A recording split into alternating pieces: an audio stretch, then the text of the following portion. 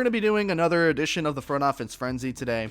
Again, thank you so much for the support on this segment so far. It's been absolutely incredible, the feedback, and it's really, I guess, the underrated aspect of the Front Office Frenzy is that you get a whole bunch of fans for their sports team coming in and chiming in and saying, okay, well, you're right about this guy, but you're wrong about this guy. We should go after this guy. And everybody's coming in with opinions on their team, and it's creating really interesting and great conversation. So I'm really excited about that, and that's really an underrated aspect of doing the segment.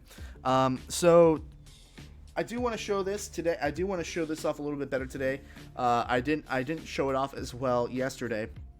As you can see, there are names in this hat. It's not just one singular name in the hat. So we are actually choosing this random. And again, if you're new to this segment, it's a segment in which I draw a team randomly for a hat, and I have 15 minutes or less with minimal information. All I get are 3 bullet points. I get the record from last year. I get the cap space, and I get how many draft picks, and a couple of more smaller bullet points as to maybe some potential big names that are on the team that are free agents. And that's basically all I have to work with. The rest of everything that I talk about is based off the things I've read throughout the season, things I've read in articles recently, and I have to recall all of this off the top of my head. So picking a team at random and then in 15 minutes or less creating a logical, reasonable game plan for that team to be in the playoffs by this next season. And today's team is...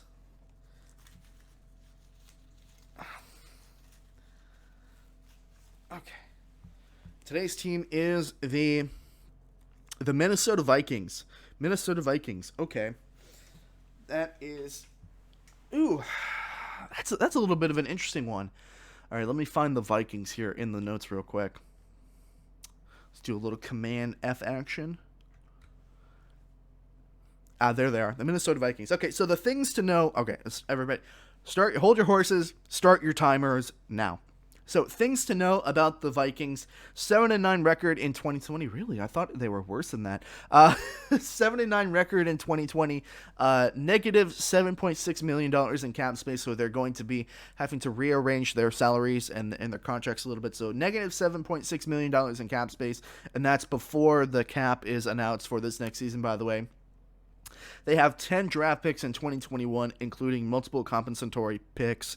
I believe, if I remember correctly, those are all in like the 4th or 5th round. They have a bunch of those, so depending on where those picks land, that could be beneficial for them. The Vikings are a really weird team to do. Just off the top of my head here, I believe they were in the playoffs the year before. I think they were 10-6.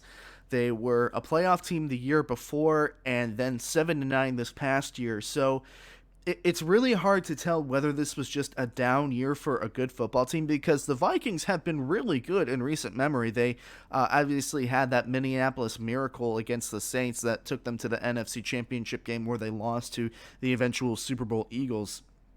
They have been a good playoff team recently, but this year it's hard to tell whether or not this was a bad year for a good football team, which does happen every once in a while. If you want to name a team off the top of your head, you talk about the Cleveland Browns last year as opposed to this year. There are good football teams that have bad seasons, so it's really hard to tell whether the Vikings are a good team that's had a bad season or there is a serious problem that needs to be fixed in Minnesota. Kind of strikes me as one of those very typical teams that find themselves in a very stuck situation. They are stuck in mediocrity, where they are not good enough to make it into the playoffs consistently, or they're inconsistent in making it into the playoffs, but they're also not bad enough of a football team to where they can get a top 10 draft pick. So I feel like that's where the Minnesota Vikings are right now, and that makes it very difficult. An uncharacteristically bad season for a Mike Zimmer coached team. Mike Zimmer, a great defensive coach. They had a really bad defensive season. I think they were 27th, 28th in terms of total defensive ranking this past season. And Minnesota has had some good defenses in the past. Danielle Hunter was hurt, I believe, this season. And they had lost Everson Griffin to Dallas in free agency, so they were down on the defensive line. I can't remember if this was the year that the Vikings were a really hurt football team, or maybe that was last season as well.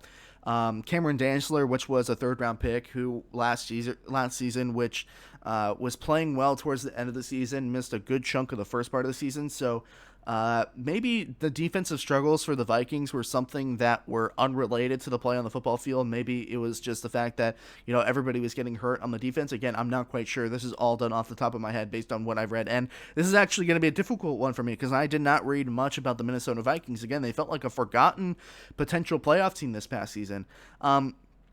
Regardless, I think Mike Zimmer just signed an extension, so it'll be interesting to see if he's still the guy in Minnesota. I think he is. I think his defense just had a bad year, and the Vikings are going to be better this year. The team has a really good offense, probably one of the best offenses in the league. Kirk Cousins had a good season. Dalvin Cook is probably the second best running back in the league, or I should say the best pure running back in the league, apart from Derrick Henry and maybe a healthy Saquon Barkley.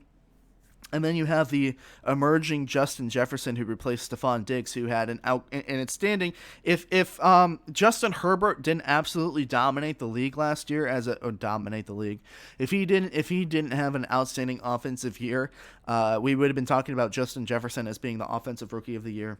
The Vikings have every offensive position really well checked off. They've got a serviceable quarterback. They've got a great running back, two great wide receivers in Adam Thielen and Justin Jefferson, and a great tight end in Kyle Rudolph. I don't know.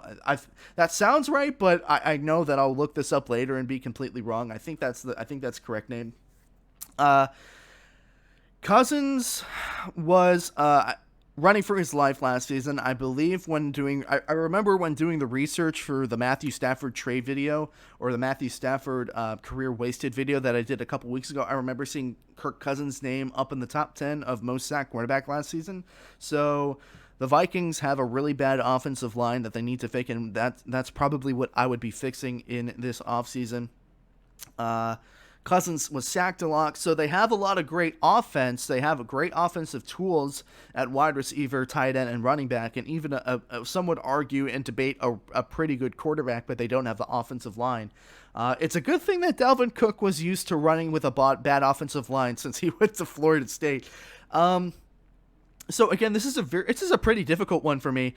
And considering where the Vikings are standing wise and where they are organizationally, again, they're in the red in terms of cap space, and they were a below 500 team last season. So it more or less appears like it was a bad season for a good football team. And when that's the case, you really just need to try and keep everybody together as much as you can and try and fill the holes that were evident last season with some veteran contracts and some veteran players. So that's what the Vikings more or less need to do this season. And the reality is that with the expanded playoff format, that the Vikings, if I was taking bets, I would be taking the bet that the Vikings end up being a playoff team this season because of the expanded playoff format. And if we're at this point next season and they still weren't a playoff team, then things need to be examined and things do need to be fixed. The Vikings got off to a really slow start last year, 1-4, but all of those losses came to teams that were in the playoffs, and two of those losses were by 1 point. I think they lost to the Titans by 1 point, and they lost to the Seahawks by 1 point. I don't remember if that's exactly correct, but I remember they had two really close games in their first 5 games, and they started 1-4. Obviously, they ended the season 7-9, so they did have a slow start to the season, and they started to build some momentum as the season went on. So, if those games went another way, then the perception of the Viking season would have been changed, and they potentially could have been a playoff team. But yeah, with how the cap space is and where the team is organizationally, I think you need to rework some contracts. Kirk Cousins, as much as I think he's a pretty good quarterback, he's paid way too much. If you can get Kirk Cousins to rework his contract, that'll go miles towards benefiting the rest of the team. There were reports that the Vikings were open to trading Kirk Cousins to somebody like the 49ers, so maybe, the Vikings aren't that thrilled with Kirk Cousins, but I mean, Kirk Cousins was not the problem last year. he had a 4,000-yard passing season. He had something like 35 touchdowns and 13 interceptions, if I remember correctly. So he had a good season. If you can get him to rework his contract, that is something that I would do almost instantly. And then somebody I like, maybe somebody on the defensive line that potentially is overpaid. Maybe somebody like Michael Pierce. Maybe get him to rework his contract. I remember reading that he had a pretty hefty contract. So if you get him to rework his contract a little bit, and then do some free agency stuff that will probably benefit the Vikings. Their biggest free agent is probably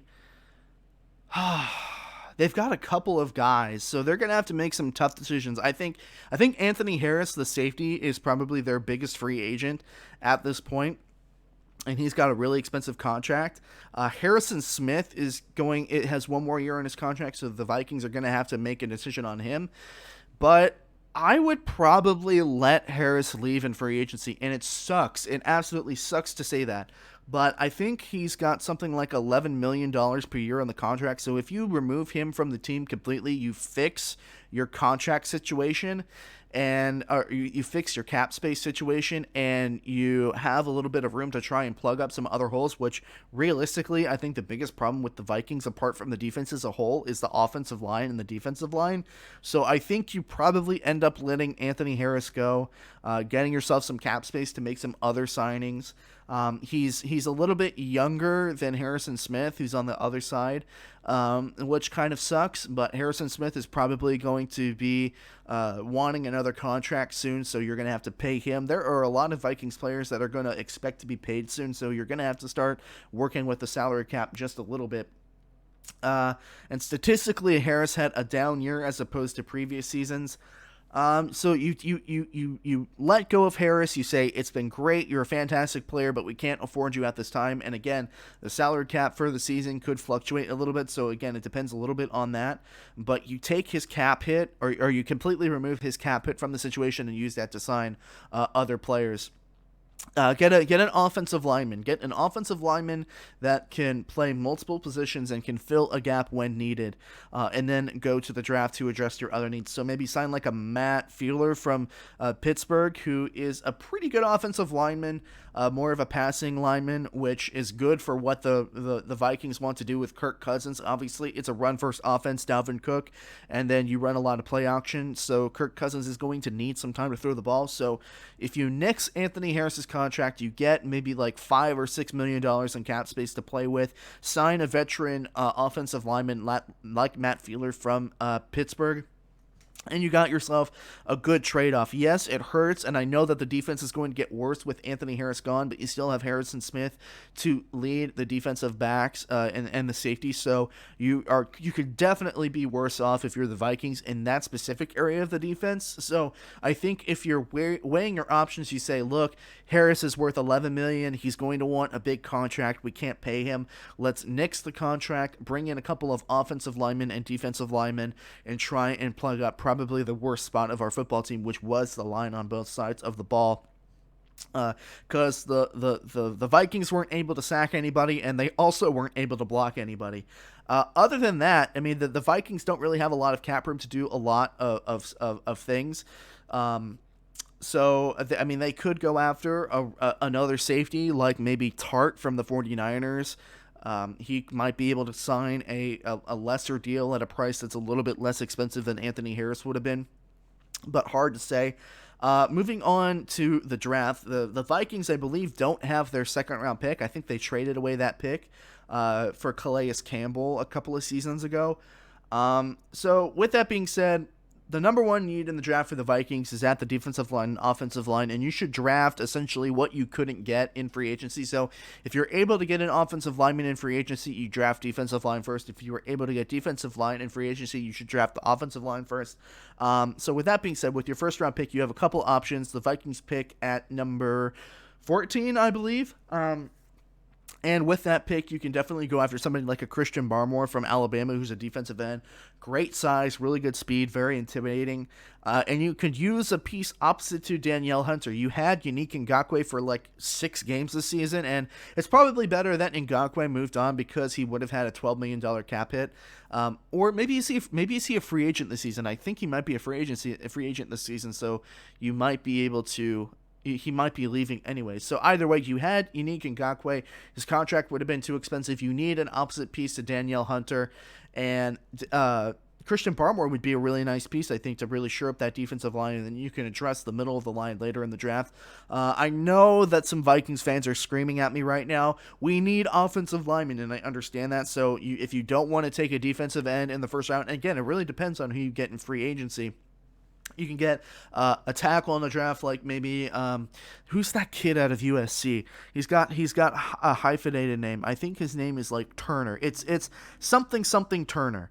It sucks that I'm forgetting his name, but it's a tackle out of USC. Go look him up. I think he's got a hyphenated name, Turner. I'm just gonna call him. Sorry, buddy. If you get a defensive lineman in free agency of any kind, you can definitely go after offensive tackle in the first round. But what I would do is I would actually probably trade down with my first round to somebody that can get me some more draft picks. Maybe try and get that second round draft pick back that we lost in the trade for Campbell. And I would trade down in the draft. There are plenty of defensive ends in the draft.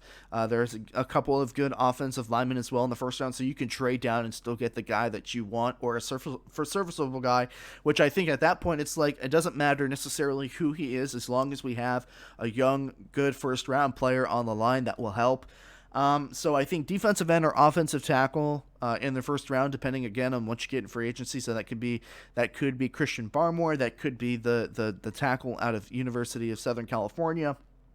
And then if you get a second round pick, then you can try and go after maybe another wide receiver, maybe a second round wide receiver. Sure, Thielen and Jefferson are great, but after that, there's really nobody for the Vikings to throw to. So if you could get like a small slot receiver, that would be really good. Maybe you try and draft another lineman in the second round as well and try and save the wide receiver for maybe a 4th or 5th round compensatory pick. The Vikings have done really well at finding receivers and cornerbacks and such really late in the draft. So I think maybe actually I'm going to contradict myself and say don't take a wide receiver in the second round. Delay that to the 4th and 5th round, and you should try and get another player on the line or maybe a safety to replace Anthony Harris if he's leaving like I think he should, and if I were the GM, I would allow him to leave and then draft somebody in the draft.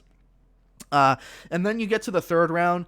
Third round, I would take somebody like Marvin Wilson out of Florida State, and I'm a little biased in this because I've watched Marvin Wilson play for multiple years. Again, I've covered the Florida State Seminoles. That was my job. That was my intro. That was my work in the press that I predicate all of this on. Marvin Wilson, he's a big body. He was a former first-round talent who had a really bad season at Florida State.